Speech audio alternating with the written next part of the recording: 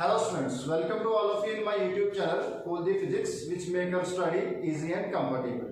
तो बेटा इससे लास्ट वीडियो के अंदर हमने बात की थी रेंज ऑफ हियरिंग की, जिसमें अपन ने ऑडिबल रेंज के बारे में पढ़ा, ह्यूमंस की, साथ ही साथ अपन ने डिफरेंट टाइप ऑफ साउंड्स पढ़े, जिसमें इंफ्रासाउंड, अल्ट्रासाउंड और साथ ही अल्ट्रासाउंड की कुछ एप्लीकेशंस भी देखी थी, जिसमें अपन ने कुछ इंडस्ट्रियल यूज उसके देखे थे, क्लीनिंग के लिए, मेटल क्रैक्स को डिटेक्ट करने के लिए, साथ ही अपन ने कुछ उसके मेडिकल जो एप्लीकेशंस है मेडिकल लाइन में वो भी चेक की थी। बेटा उसी सीक्वेंस में हमारे पास जो नेक्स्ट टॉपिक आता है सोनार का। सोनार के ऊपर कह सकते हैं बेटा हमारे पास एक अल्ट्रा जो सोनिक वेव्स है या अल्ट्रासाउंड वेव्स है, उन्हीं की एक एप्लीकेशन है। तो देखते हैं सोनार क्या है, किस तरीके से काम करता है और क्या क्या इसके यूज है। तो सबसे पहले अगर अपन बात करें बेटा सोनार, सोनार हमारे पास एक शॉर्ट फॉर्म है, किसकी है उसको आपको याद करना है। सोनार स्टैंड्स फॉर, सोनार की फुल फॉर्म क्या है हमारे पास, साउंड, नेविगेशन एंड रेंज, है ना। इसी की शॉर्ट फॉर्म अपने पास है सोनार, तो इसको आप याद कर लेंगे। SO साउंड से लिया गया साउंड, N नेविगेशन से, ए अपने पास एंड से और रेंजिंग से आ, तो अपने पास सोनार की फुल फॉर्म हुई साउंड, नेविगेशन एंड रेंजिंग, पहली चीज।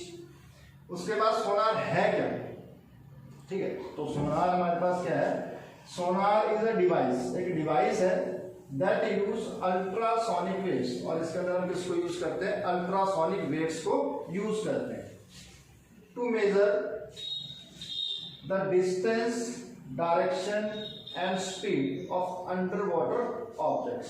तो कह सकते हैं सोनार हमारे पास एक ऐसा डिवाइस है जिसमें हम अल्ट्रासोनिक वेव्स को यूज करके जो अंडर वाटर ऑब्जेक्ट्स हैं उनके डिस्टेंस, उनकी डायरेक्शन और उनकी स्पीड हम मेजर कर सकते हैं। इसके अलावा अगर और बात करें, the sonar technique is used to determine the depth of sea, समुद्र की गहराई कितनी है ये आपको नापनी हो। इसके अलावा and to locate under water hills, पानी के अंदर कहीं पे कोई हिल है या कोई वैली है, अंडर वाटर हिल्स हो गए, वैलीज हो गई, कोई सबमरीन्स होगी, पनडुब्बी जो पानी के अंदर चलती है, या फिर अपन बात करें आइसबर्ग्स जो हमारे पास बर्फ के बड़े बड़े टुकड़े हैं, या फिर संकन शिप्स या फिर कोई शिप्स ऐसी जो डूब गई हो पानी के अंदर, तो इन सबको भी लोकेट करने के लिए हम सोनार का यूज कर सकते हैं। ये तो बेटा सोनार की फुल फॉर्म हुई, इसके यूज हुए। अब अपने को चेक करना है कि सोनार वर्क कैसे करता है। तो उसके लिए बेटा एक डायग्राम आपको स्क्रीन पे शो हो रही है, ये डायग्राम आप अपनी नोटबुक के अंदर नीट एंड क्लीन बना लेंगे। और वैसे तो आपकी बुक के अंदर क्वेश्चन भी है, क्वेश्चन नंबर 19 सोनार के ऊपर ही, उसके ऊपर आपको सोनार की वर्किंग प्रिंसिपल बताना है कि किस तरीके से सोनार काम करता है। तो वहां भी आपको ये डायग्राम बनानी पड़ेगी और उसकी वर्किंग लिखनी पड़ेगी। तो यहाँ पे मैं सिर्फ इसकी वर्किंग आपको समझा रहा हूँ, आप अपने वर्ड्स के अंदर इसकी वर्किंग लिख सकते हैं या फिर आप बुक से इसकी वर्किंग दे सकते हैं, लेकिन किस तरीके से काम करता है इसको आप यहाँ पे समझने की कोशिश करेंगे। तो बेटा सोनार में हमारे पास है क्या, ये अपन मान लेते हैं अपने पास वाटर सरफेस है, ठीक है, और ये अपने पास हुई शिप, ये हमारे पास कोई शिप। अब बेटा शिप के नीचे यहाँ पे एक तो ट्रांसमीटर और एक लगा होता है रिसीवर, ठीक है। तो एक ट्रांसमीटर और एक रिसीवर जो है शिप के नीचे लगे होते हैं। अब ट्रांसमीटर का काम क्या है, ये ट्रांसमिट करता है, किसको ट्रांसमिट करता है, अल्ट्रासोनिक वेव्स को। तो अपन कह सकते हैं ट्रांसमीटर से अल्ट्रासोनिक वेव्स ट्रांसमिट होंगी नीचे पानी के हमारे पास, जैसे मान लेते हैं हमारे पास सी बेड है, समुद्र का तल, यहाँ से टकराई और टकरा के यहाँ से साउंड वेव्स वापस जाएंगे और इनको जो रिसीवर है वो इनको रिसीव कर लेगा, ठीक है। तो ट्रांसमीटर से अपने ट्रांसमिट की अल्ट्रासोनिक वेव्स, उसके बाद यहाँ पे टकराई, इसको रिसीवर या आप डिटेक्टर भी कह सकते हैं, जो डिटेक्ट करता है, और यहाँ से टकरा के वापस इन वेव्स को डिटेक्ट कर लेगा ये डिटेक्टर या फिर रिसीवर उनको रिसीव कर लेगा। तो बट इसमें क्या हम कैलकुलेशंस करेंगे कि अपने को पता लग जाए कि हमारे पास समुद्र की गहराई कितनी है या फिर अंदर कोई ऑब्जेक्ट है, तो उसको पता कैसे करते हैं। उसके लिए बेटा सिंपल सी कैलकुलेशन हमने पहले भी की थी, उसी कैलकुलेशन को अपन यूज करेंगे यहाँ पे अगर मैं मान लूँ मेरे पास जो स्पीड ऑफ साउंड या फिर स्पीड ऑफ अल्ट्रासोनिक जो वेव्स है, इनकी स्पीड वाटर के अंदर मैंने v मान लेता हूँ कि v मेरे पास स्पीड है किसकी, अल्ट्रासोनिक वेव्स की पानी के अंदर, क्योंकि क्योंकि पानी के अंदर अपन इन वेव्स को भेजेंगे तो उसके अंदर अपने को इसकी स्पीड पता होनी चाहिए। और दूसरा इस शिप से या फिर अपन कहते हैं जो ये वाटर सरफेस है, यहाँ से जो भी ऑब्जेक्ट नीचे है इसकी डेप्थ अगर मैं मान लेता हूँ मेरे पास d है, ठीक है, इसकी डेप्थ अगर अपन मान ले d है, तो अपने को एक चीज चाहिए टाइम। तो अपने पास होता है क्या, ट्रांसमीटर, जैसे इनको ट्रांसमिट करता है यहाँ से टकरा के वापस इनको डिटेक्टर डिटेक्ट करता है, तो डिटेक्टर उनको इलेक्ट्रिकल सिग्नल्स में कन्वर्ट करके बता देता है कि अपने पास कितने टाइम में वो जो वेव से टकरा के वापस आएंगे। तो वहां से आपके पास टाइम भी आ जाएगा, ठीक है, वहां से अपने पास टाइम भी आ जाएगा। अब बड़ी सिंपल सी कैलकुलेशन है बेटा, अपने बड़ा हुआ डिस्टेंस ट्रेवल, सॉरी स्पीड किसके इक्वल होती है, डिस्टेंस अपॉन टाइम। स्पीड जो अपने पास है ये होती है डिस्टेंस अपॉन टाइम। तो इस केस में बेटा हमारे पास टोटल डिस्टेंस कितना कवर करनी है वेव्स, अगर आप देखो d डिस्टेंस जाने का और d डिस्टेंस आने का, तो जो टोटल डिस्टेंस हुआ मेरे पास इसको तो मैं लिख दूंगा 2d, है ना, d जाने का और d आने का टोटल डिस्टेंस हुआ इक्वल्स टू, मेरे को डिस्टेंस कैलकुलेट करना है तो मैं आएगा स्पीड इनटू टाइम। तो स्पीड अपन ने पानी के अंदर मानी v और इनटू जितना भी टाइम लिया इन वेव्स ने वापस आने में वो अगर अपने को पता हो इनटू t।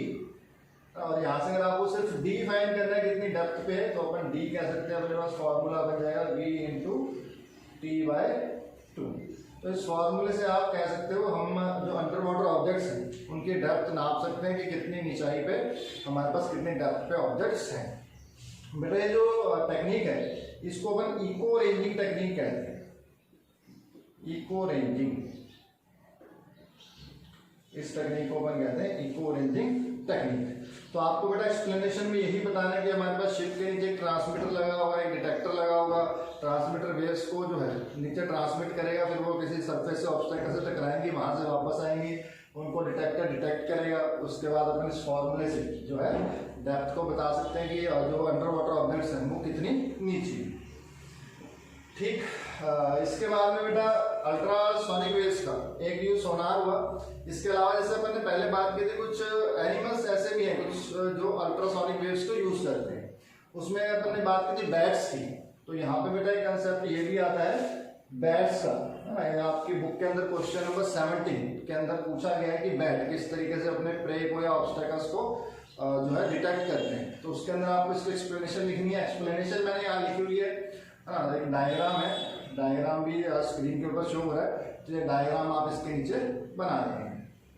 तो अगर बात करते हैं हम बैट्स किस तरीके से अपने प्रे मतलब अपने शिकार को डिटेक्ट करते हैं, या फिर जब वो अंधेरे में चलते हैं, है ना, नाइट में जब उड़ते हैं तो उनको कैसे पता लगता है कि सामने कोई ऑब्स्टेकल है या रुकावट है। वो टकराते नहीं है उससे, वो अपना रास्ता बदल लेते हैं, उनको पता लग जाता है कि सामने कोई ऑब्स्टेकल है। तो उसके लिए अगर बात करें, bat search out prey and fly in the dark night, है ना, वो अपना शिकार रात को ढूंढ सकते हैं और रात को उड़ भी सकते हैं। कैसे? By emitting and detecting reflections of ultrasonic waves. तो वो भी बेटा अमिट करते हैं किसको? अल्ट्रासोनिक वेव्स को, और उन्हीं वेव्स को आपस से वो डिटेक्ट करते हैं। जब वो टकरा के रिफ्लेक्ट होकर वापस आती है तो उनको डिटेक्ट कर लेते हैं। The high pitch ultrasonic speeds of the bat are reflected from the obstacle or prey and return to the bat's ear। तो बेटा अपन कह सकते हैं सिंपल सा एक डायग्राम, ये अगर मेरे पास बैट का कह रहे मुंह है और यहाँ पे इसके ईयर्स मान लेते हैं, बाकी डायग्राम आप जैसा भी है पीछे इसको बना लेंगे वहां से देख के। तो बेटा होता है ये इस तरीके से अल्ट्रासोनिक जो वेव्स है ये प्रोड्यूस करेगा। यहाँ पे कोई ऑब्स्टेकल है या कोई रुकावट है, इसका प्ले है, तो वहां से टकराएंगे और ये वापस इसके ईयर्स तक जो है रिफ्लेक्ट होके साउंड वेव्स वापस पहुंचती है, और उनके रिफ्लेक्शन को सेंस करके ये बैट को पता लग जाता है कि आगे, है ना, कोई इसका प्रे है या फिर आगे कोई रुकावट है। तो कह सकते हैं the high speed ultrasonic the high pitch ultrasonic speeds of the bat are reflected from the obstacle और prey and return to the bat's ear, और वापस वो रिटर्न रिफ्लेक्ट होकर उसके कानों तक पहुंचती है। The nature of reflection tells the bat where is the obstacle और प्रे। तो किस तरीके की रिफ्लेक्शन है, उस रिफ्लेक्शन के नेचर से बैट्स को पता लग जाता है कि कहाँ पे ऑब्स्टेकल है और कहाँ पे उनका प्रे या शिकार है। And what it is like, और ये भी पता लग जाता है उनको कि वो साइज में कितना है कि कैसा दिखने में है। दिखने में तो नहीं कह सकते, लेकिन उनको लगभग साइज का पता लग जाता है कि व्हाट इज इट लाइक, ना कैसा शिकार है, कैसा ऑब्स्टेकल है। तो ये बेटा बैट्स को पता लग जाता है। इसमें भी बैट्स जो टेक्निक यूज कर रहे हैं बेटा अल्ट्रासोनिक वेव्स को यूज कर रहे हैं। तो अल्ट्रासोनिक वेव्स की हमारे पास एक टेक्निक ये भी होगी जहाँ पे अल्ट्रासोनिक वेव्स यूज होते हैं। इसके अलावा बेटा हमारे पास पोर्पोइसेस है ना। पोर्पोइसेस की अगर अपन बात करें, ये बेटा एक सी एनिमल है ना, ग्रे फिश जैसा दिखता है, आप डायग्राम में देख सकते हो। तो पोर्पोइसेस ऑल्सो यूज अल्ट्रासाउंड, ये भी बेटा अल्ट्रासाउंड वेव्स को यूज करता है for navigation and location of food in the dark. रात के टाइम पे जो ये हमारे पास फिश कह सकते हैं उसको एक तरीके से, पोर्पोइसेस जो फिश है ये भी बेटा अल्ट्रासाउंड को यूज करती है नाइट के टाइम पे फूड सर्च करने में और अपना कह सकते हैं शिकार ढूंढने में और नेविगेशन के प्रोसेस में। तो ये बेटा अपने पास सोनार हुआ।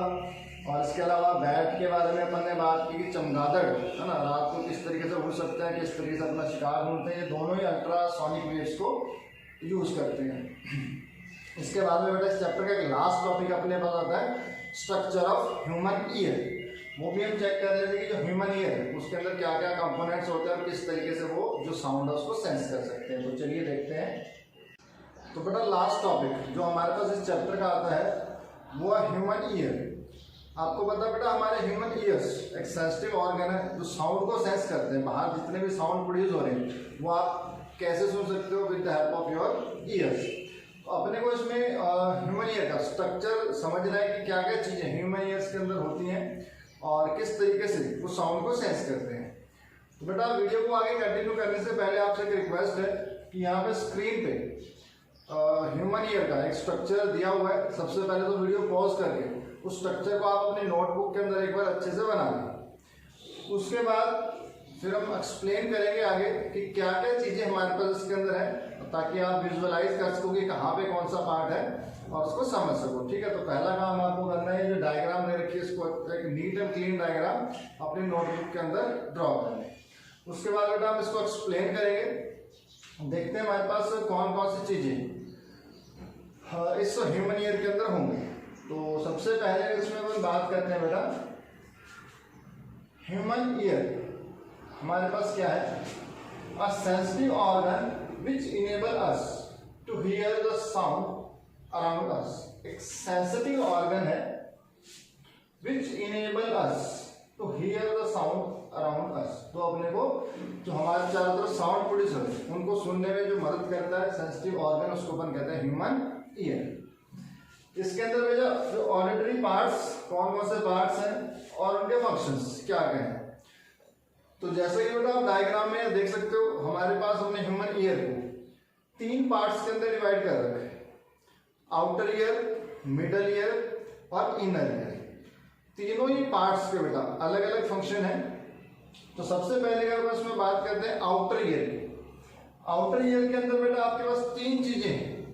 फर्स्ट जो अपने पास आता है पिन्ना। पिन्ना की अगर अपन बात करें, इसका काम है कलेक्ट साउंड फ्रॉम सराउंडिंग्स। ये सराउंडिंग से साउंड कलेक्ट करता है। यहाँ पे मैं एक रफ सा डायग्राम बना भी देता हूँ। तो अगर ये बेटा मेरे पास ह्यूमन ईयर है, तो ये जो बेटा आउटर पार्ट आप देख रहे हो बाहर जो आपको नजर आ रहा है फनल शेप का, इसको अपन कहते हैं पिन्ना। और इसका काम क्या है, कलेक्ट साउंड फ्रॉम सराउंडिंग्स। तो सराउंडिंग्स से जो साउंड कलेक्ट करता है, कौन करता है, ये पिन्ना करेगा, है ना। ये बाहर जितने भी साउंड है उसको यही कलेक्ट करेगा सबसे पहले। तो ये अपने पास वो पिन्ना। उसके बाद जो आउटर ईयर है उसका सेकंड पार्ट अपने पास आता है ऑडिटरी कैनाल। कैनाल बेटा अपन रास्ते को कहते हैं, ठीक है। तो सेकंड अपने पास जो पार्ट आता है ऑडिटरी कैनाल। इसमें बेटा होगा क्या, sound passes through this towards ear drum. बेटा सभी को ईयर्स के अंदर एक रास्ता अंदर जाता हुआ नजर आ रहा है, गुफा, ठीक है। ये जो अंदर रास्ता जा रहा है इस रास्ते को अपन कहते हैं ऑडिटरी कैनाल। तो मतलब ये अपने पास पिन्ना हो, पिन्ना से जो रास्ता अंदर जा रहा है इसको आप कहोगे ऑडिटरी कैनाल। इसका काम क्या है बेटा, sound passes through this towards ear drum. तो यहाँ पे साउंड कलेक्ट हुआ, उस साउंड को आगे पास करेगा ये कहाँ पे, यहाँ पे एक ईयर ड्रम होगा, इसको अपन मान लेते हैं ईयर ड्रम, ठीक है, ईयर ड्रम। तो साउंड कलेक्ट किया पिन्ना ने और ऑडिटरी कैनाल ने साउंड को पास कर दिया ईयर ड्रम की तरफ। तो ईयर ड्रम भी हमारे पास आउटर ईयर का ही पार्ट है। तो अपन बात करें थर्ड जो इसमें आता है ईयर ड्रम, जिसको बेटा आप दूसरा नाम भी दे सकते हो टिम्पैटिक मेम्ब्रेन। टिम्पैटिक मेम्ब्रेन या जर्नल इसको अपन ईयर ड्रम कह देते हैं। Ear drum vibrates with disturbance produced by sound. अब ईयर ड्रम क्या करता है बेटा, ये वाइब्रेट होता है जब बाहर से कोई साउंड सुनता है, जब साउंड कलेक्ट करता है ईयर, तो वो साउंड की डिस्टरबेंस जैसे अंदर जाती है तो अपने पास जो ईयर ड्रम है वाइब्रेट होना शुरू हो जाता है। हमने चैप्टर के स्टार्टिंग में बात की थी साउंड प्रोड्यूस होता है वाइब्रेशन से, और साउंड के केस में जो डिस्टरबेंस है वो जो मीडियम पार्टिकल उस डिस्टरबेंस को आगे आगे कैरी फॉरवर्ड करते हैं। तो बेटा हमारे पास कह सकते हैं अगर मैं ये मानूं मेरे पास ये ईयर ड्रम है, ठीक है, अभी सीधा मान लेते हैं ये मेरे पास ईयर ड्रम है। तो बेटा यहाँ से जब अपने पास कंप्रेशन आएंगे, आप कंप्रेशन मतलब जब हाई प्रेशर वेव आएंगे तो ये जो हमारे पास ईयर ड्रम है ये अंदर की तरफ मूव कर जाएगा, ये अपने पास इधर ये तो इनवर्ड मूव करेगा, और जब रेयरफेक्शन आएगी तो ये बाहर की तरफ मूव करना शुरू कर देगा। तो अपन कह सकते हैं ये जो अपने पास ईयर ड्रम है जब कंप्रेशन आएंगे, अब साउंड कंप्रेशन रेयरफेक्शन की फॉर्म में आता है, कंप्रेशन आएंगे तो हमारे पास ईयर ड्रम इधर हो जाएगा, अंदर की तरफ मूव कर जाएगा, रेयरफेक्शन आएगा तो पीछे की तरफ। तो ईयर ड्रम इस तरीके से अपने पास जो है वाइब्रेट करना शुरू कर देता है। और एक मेम्ब्रेन है पतली सी, साउंड को जैसे साउंड की डिस्टरबेंस अंदर ईयर में पहुंचती है तो वो जो पर्दा है जिसको आप कान का पर्दा कहते हो वो वाइब्रेट करना शुरू कर देता है। जैसे साउंड की डिस्टरबेंस आती है अंदर तो वो वाइब्रेट करना शुरू कर देगा। तो ईयर ड्रम टिम्पैटिक मेम्ब्रेन, इसमें क्या है, ear drum vibrate with disturbance produced by the sound. और हमने लिखा हुआ है जब compression reaches the ear drum, जब कंप्रेशन पहुंचेगी ईयर ड्रम में मूव इट इनवर्ड्स, तो अंदर की तरफ मूव हो जाएगा। And when rarefaction reaches ear drum moves it outward, तो कंप्रेशन जब पहुंची तो ये अंदर की तरफ जो है अंदर की तरफ मूव हो जाएगा, और रेयरफेक्शन पहुंचे तो ये बाहर की तरफ मूव हो जाएगा, और अपने पास जो है इस तरीके से ये वाइब्रेट होना शुरू हो जाएगा। ये तो बेटा अपने पास आउटर ईयर का काम हुआ। तीन पार्ट्स आपको याद करने, पिन्ना जो ये आपको दिख रहा है ये साउंड को कलेक्ट करता है, उसके बाद ऑडिटरी कैनाल जो अंदर रास्ता जा रहा है वो क्या करेगा, उस साउंड को अंदर ईयर ड्रम तक पहुंचाएगा। उसके बाद ईयर ड्रम भी आउटर ईयर का एक पार्ट है, वो क्या होता है जैसे ही बाहर से साउंड आता है तो वो वाइब्रेट करना शुरू कर देता है ना, साउंड के अकॉर्डिंग, साउंड की वाइब्रेशन जो साउंड की डिस्टरबेंस आती है उसके अकॉर्डिंग वो वाइब्रेट करना शुरू कर देता है। कंप्रेशन आएंगे तो वो अंदर की तरफ मूव करेगा, रेयरफेक्शन आएंगे तो वो बाहर की तरफ मूव करना शुरू कर देगा। अब बेटा वाइब्रेशंस जो डिस्टरबेंस पर कहते हैं साउंड की ईयर तक पहुंच गई, उसके बाद में फंक्शन शुरू होता है मिडल ईयर का। मिडल ईयर के अंदर बेटा मेन काम क्या होता है, मिडल ईयर जो है ना इसमें ईयर ड्रम की जो वाइब्रेशन है उनको एम्पलीफाई किया जाता है। अब बेटा साउंड से जो डिस्टरबेंस क्रिएट होती है, इससे जो वाइब्रेशंस होती है बहुत कम वाइब्रेशंस होती है। हमारे पास जो पतला सा जो मेम्ब्रेन लगी हुई है, कान का पर्दा लगा हुआ है, वो हल्का हल्का वाइब्रेट करता है, उसकी जो एम्पलीट्यूड है वो कम होता है। तो मिडल ईयर के अंदर क्या होता है, ईयर ड्रम की वाइब्रेशन है, ईयर ड्रम की जो वाइब्रेशन है उनको एम्पलीफाइड किया जाता है, उनका एम्पलीट्यूड है उसको बढ़ाया जाता है। तो एम्पलीट्यूड बढ़ाने में ना मिडल ईयर के अंदर अपने पास तीन बोन्स हैं, इन बोन्स का आप नाम याद रखेंगे, हैमर, एनविल और स्टीरप। ये तीन बोन मिलके मिडल ईयर को बनाते हैं। तीनों बोन्स का काम क्या है, जो हमारे पास वाइब्रेशंस ईयर ड्रम तक पहुंचे उन वाइब्रेशंस को एम्पलीफाई करना, उनको एम्पलीफाइड कर देना, उनको उनका एम्पलीट्यूड बढ़ा देना। तो मिडल ईयर के अंदर आप याद रखेंगे थ्री बोन्स हैं, हैमर, एनविल, स्टीरप, और together constitute middle ear. Middle ear के पार्ट्स क्या सकते हैं और इनका काम क्या है, जो वाइब्रेशंस आ रही है उनको एम्पलीफाइड कर देना, उनके एम्पलीट्यूड को बढ़ा देना। अब बेटा वाइब्रेशन साउंड अंदर पहुंच गया, वाइब्रेशंस पहुंच गई अंदर, ईयर ड्रम वाइब्रेट किया, उसकी वाइब्रेशन को एम्पलीफाइड भी कर लिया अपन ने। उसके बाद अपने पास काम आता है इनर ईयर का। अब इनर ईयर क्या करता है बेटा, जो वाइब्रेशंस प्रोड्यूस हुई हैं, इनर ईयर के अंदर एक पार्ट है कोकिलिया। कोकिलिया इनर ईयर का एक पार्ट है। अगर आप देखो है ना, यहाँ पे तो अपने पास मान लेते हैं तीन बोन्स हो जाएंगे जैसे भी हैं, और अंदर एक ऐसे गोल सी शेप का ऐसा सा एक जो है इंस्ट्रूमेंट बना हुआ, आप डायग्राम के अंदर देख सकते हैं। तो ये वाला जो पार्ट है ये होता है कोकिलिया। कोकिलिया का काम क्या है बेटा, pressure vibration converted into electrical signals. तो जो प्रेशर वाइब्रेशन आ रही उन वाइब्रेशन को इलेक्ट्रिकल सिग्नल में कन्वर्ट करने का काम करता है कोकिलिया। ठीक है, साउंड प्रोड्यूस हुआ, कलेक्ट हुआ ऑडिटरी कैनाल के थ्रू, ईयर ड्रम तक पहुंचा, ईयर ड्रम वाइब्रेट किया, उसकी वाइब्रेशंस को मिडिल ईयर के अंदर एम्पलीफाई किया, किसने, 3 बोन्स ने, हैमर, एनुलस, टिब्यूल। अब वो जो एम्पलीफाइड साउंड है वो कोकिलिया में जाएगा और कोकिलिया क्या करेगा, उस वाइब्रेशन को इलेक्ट्रिकल सिग्नल में कन्वर्ट कर देगा। और उसके बाद बेटा नेक्स्ट पार्ट जो इनर ईयर का अपने पास था ऑडिटरी नर्व्स। ये ऑडिटरी नर्व्स का काम क्या है, ये जो इलेक्ट्रिकल सिग्नल्स है उनको ब्रेन तक पहुंचाने का काम करती है। तो हमारे पास electrical signals are carried from ear to brain, ear से ब्रेन तक जो साउंड प्रोड्यूस हुआ, साउंड को इलेक्ट्रिकल सिग्नल्स में कन्वर्ट किया कोकिलिया ने, और उन इलेक्ट्रिकल सिग्नल्स को ऑडिटरी नर्व्स ब्रेन तक पहुंचा देंगे, ब्रेन उसको इंटरप्रेट करेगा और ब्रेन को पता लग जाएगा कि बाहर किस तरीके का साउंड प्रोड्यूस हुआ या फिर क्या बोला गया ना। तो बाहर की वाइब्रेशंस के अकॉर्डिंग जैसा साउंड प्रोड्यूस होता है उसके अकॉर्डिंग अपना ईयर ड्रम वाइब्रेट करता है, उसी ईयर ड्रम की वाइब्रेशन को एम्पलीफाई किया जाता है, उसको इलेक्ट्रिकल सिग्नल्स में कन्वर्ट किया जाता है, उसके बाद ब्रेन में भेज दिया जाता है। तो ये बेटा सारा कुछ अपने पास हुआ ह्यूमन ईयर के बारे में। तो इसके बेटा डायग्राम अच्छे से आप लर्न कर ले, कई बार एग्जाम में पूछा जाता है explain the working of human ear with neat and clean diagram. तो आपको डायग्राम बनाना होगा, उसके अंदर डिफरेंट पार्ट्स हैं उनके बारे में बताना होगा किस तरीके से ह्यूमन ईयर वर्क करता है। तो बेटा यहाँ पे इस टॉपिक के साथ अपना चैप्टर कंप्लीट होता है। तो अब आपका काम बचता है इस चैप्टर की एक्सरसाइज। वैसे तो मोस्टली जो क्वेश्चंस हैं हम नोट्स के अंदर कवर कर चुके होते हैं, तो आप देख लीजिएगा उनको, और फिर भी अगर आपको कोई क्वेश्चन नहीं आता है तो आप मेरे से कमेंट करके पूछ सकते हैं। साथ ही वीडियो आपको कैसी लगी बताना जरूर कमेंट करके, क्योंकि अगर आप बताएंगे हमको तभी हमको कुछ मोटिवेशन मिलेगी, है ना।